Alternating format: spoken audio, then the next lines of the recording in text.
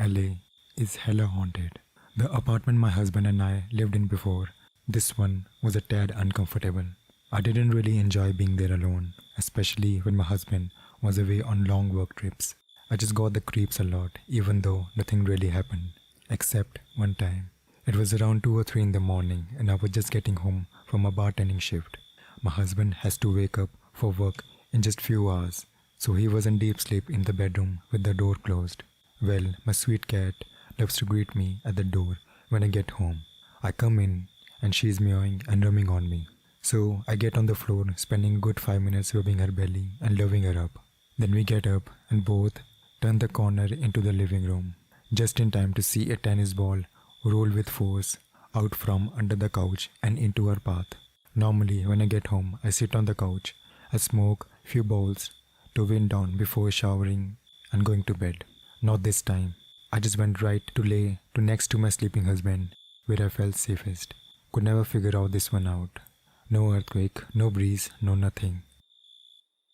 From the age of 3 and 5 years old, my mom and I lived in a 2-story townhouse. Oftentimes in the early morning, I would head downstairs, make a bowl of cereal. One particular morning, I started my typical morning routine. When I would make my bowl of cereal, I had to climb on the counter to get to the cabinet. My face was always pretty close to the cabinet when taking the cereal out. As I grabbed the box, I hear a man's voice very softly, calmly telling me, "Get out," directly into my ears. I distinctly remember it was like a person whispering in my ears, and a light breeze blew out of the cabinet onto my face. I jumped off the counter, ran upstairs, and cried for a long time. My mom says I was hysterical and she believes my experience was real because I talked about it for months after that event. At another time, I would see movement out of the corner of my eye in the apartment. My mom also experienced this, and it literally always felt like there was a presence of some sort of there. The air was heavy, and it felt like you were being watched. Other time, it would always sound like someone was in the kitchen when nobody was there.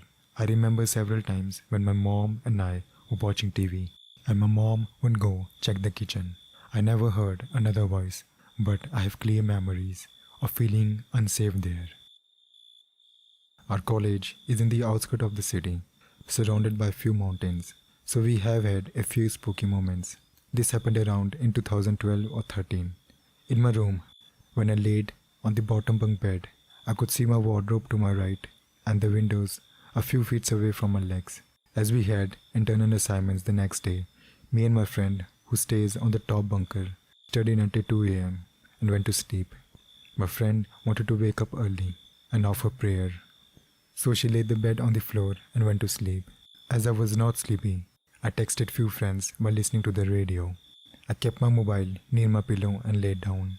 Within a minute or two, while I was wide awake listening to the show, I felt a presence, like an evil energy. I felt the energy passing by, like a person with high temperature. I wanted to reach out to my friend and throw a pillow at her, that it might notice me. Closed my eyes and started to pray.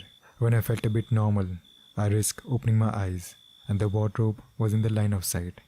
I saw a black thing starting to form a shape, kind of a black smoky blanket. The wardrobe was neatly arranged, and we did not have any clothes hanging out of it, and the wardrobe was closed.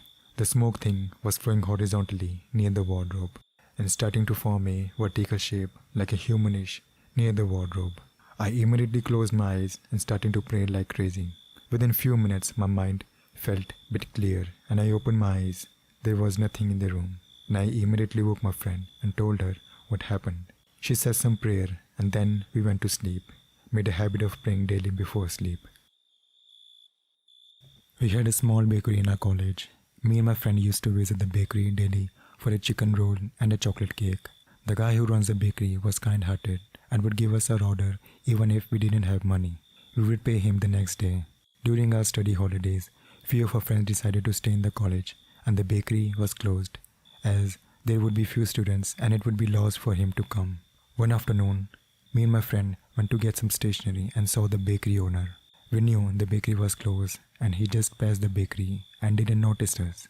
We spoke to ourselves, why did he come today as the bakery was closed?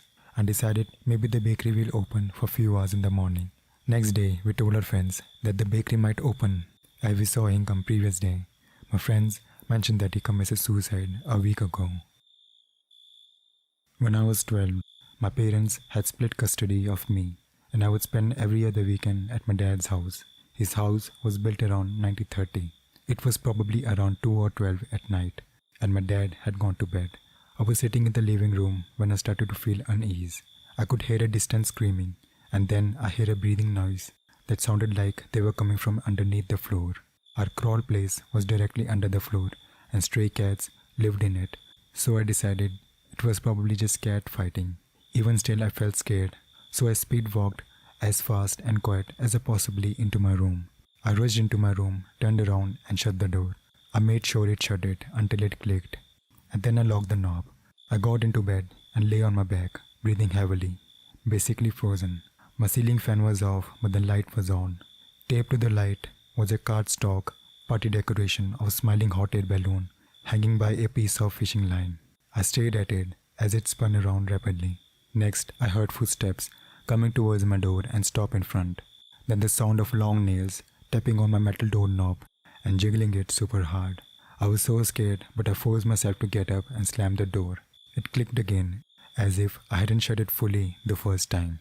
After I slammed it, all the noises stopped and I no longer felt like I was not alone.